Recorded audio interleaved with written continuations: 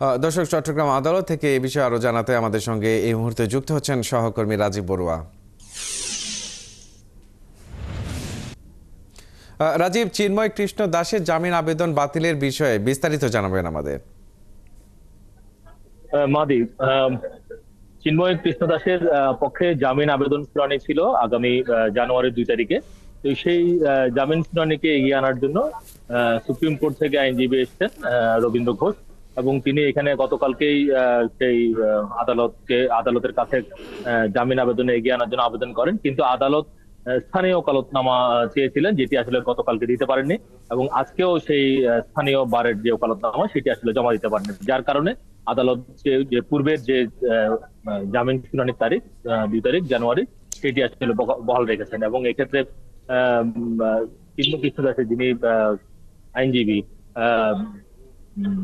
রবীন্দ্র ঘোষ, তিনি বলছেন যে তিনি হয়তো বারের কাছ থেকে এই সুবিধাটা পাবেন ভেবেছিলেন, কিন্তু তিনি পাননি। তবে তিনি জানিয়েছেন যদি এখানে আদালতে যদি আগামী 2 তারিখে জামিন না পান, সেক্ষেত্রে তিনি উচ্চ আদালতে যাবেন। এক্ষেত্রে আমরা এখানকার পিপির সাথে কথা বলেছি, তিনি বলেছেন যে এটি একটি আইনে আছে যে এখানে যেই বারে আসলে মামলাটি হবে সেই বারের একটি স্থানীয় ওকালতনামা অবশ্যই লাগবে জামিনের ক্ষেত্রে। এক্ষেত্রে অন্যান্য বার থেকে বা অন্যান্য এলাকা থেকে আইনজীবী এসে সহযোগিতা করতে পারে, কিন্তু স্থানীয় একটি ওকালতনামা লাগবে, যেটি আসলে যে রবীন্দ্র ঘোষ নিয়ে আসলে জমা দিতে পারেনি। এবং সেই ওকালতনামার পক্ষে ছিলেন সুমিত আচার্য, যিনি আজকে আসলে ওকালতনামা দিতে অস্বীকৃতি জানান, যার কারণে আগামী 2 তারিখে আসলে সেই যে পূর্ব নির্ধারিত যে তারিখ সেটি আসলে বহাল আছে। এবং এখানকার আইনজীবী সমিতির যারা কর্মকর্তারা আছেন তারা বলছেন যে তারা যে আইনি সহায়তার জন্য তারা সহযোগিতা করবেন, তবে এখানকার কোনো আইনজীবী আসলে এই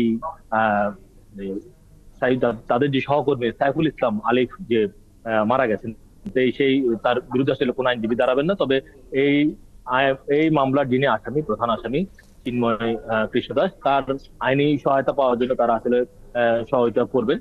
এবং আপনি জানেন যে গত 23 ডিসেম্বর এই আদালতে ঘোষণা করে যে আগামী 2 তারিখেই সেই জামিন শুনানিটা হবে। এর আগে 25শে অক্টোবর এখানে চট্টগ্রামে জাতীয় পতাকা অবমাননার অভিযোগ এনে স্থানীয় বিএনপি নেতা ফিরোজ খান তার বিরুদ্ধে রাষ্ট্রদ্রোহিতার মামলা আনেন, এবং সেই মামলার পরে নভেম্বরের 25 তারিখে চিন্ময়কে ঢাকা থেকে গ্রেফতার করা হয়, এবং 26 তারিখ তাকে চট্টগ্রাম আদালতে তোলা হয়।